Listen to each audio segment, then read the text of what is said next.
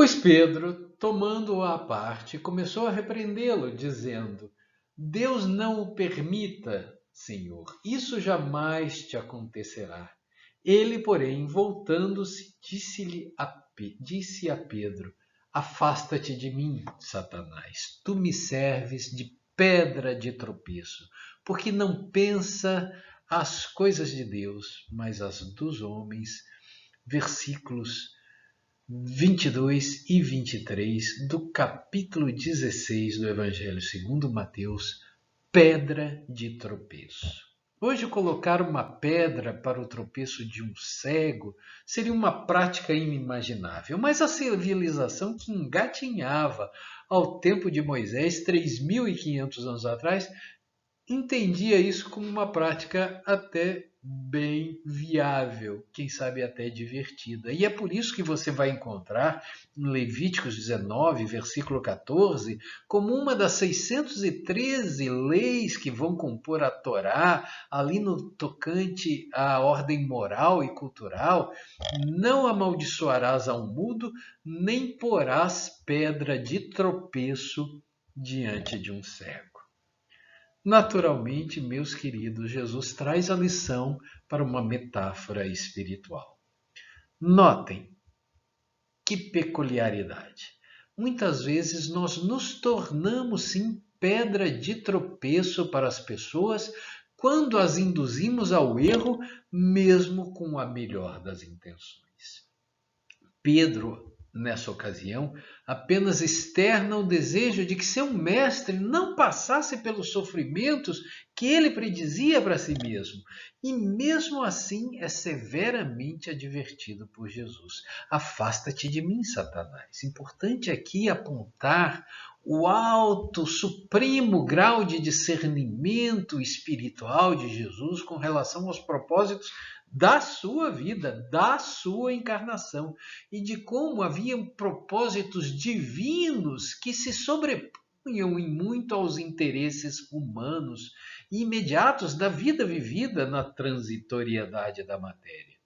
Ainda que as perspectivas humanas fossem trágicas, havia um propósito em muito superior às tribulações do mundo. E Jesus mostra que ele devia ir para sofrer em Jerusalém. Era necessário que ele fosse, sofresse e morresse. E os discípulos não vão entender. Não, mestre, de forma alguma isso lhe aconteça, desejo um amigo, tu és o Messias. Notem que Pedro havia reconhecido Jesus como Messias no versículo 16, desse mesmo capítulo 16. No entanto, ele não podia conceber que esse enviado, esse ungido por Deus, sofresse, padecesse e, sobretudo, que essa tribulação, esse sofrimento, fosse parte dos planos de Deus. Os discípulos não entenderam aquele ensino naquele momento, como nós, muitas vezes, entendemos e não entendemos as razões do nosso sofrimento. Porque era necessário? Perguntaram eles. Porque é necessário? Perguntará você. Para carregar os pecados do mundo, responderão os teólogos do cristianismo. De forma alguma, direi eu.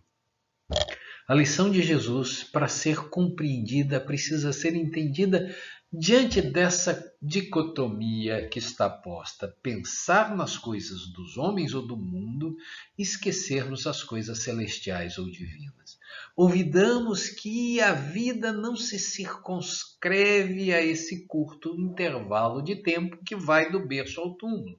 Mas depois da morte do corpo, ressurgimos para uma vida maior, mais livres, mais leves e mais belos do que jamais fomos. Para que não colocássemos todos os nossos ideais nessa vida, por isso era necessário. Para entendermos definitivamente de que há vitórias no mundo que são contundentes derrotas para a alma e há fragorosas derrotas no mundo que são fulgurantes vitórias para a alma, por isso era necessário. Afinal, diz Jesus em Marcos 8,36, de que vale ao homem ganhar todo o mundo se vier a perder a sua alma. Por isso era necessário.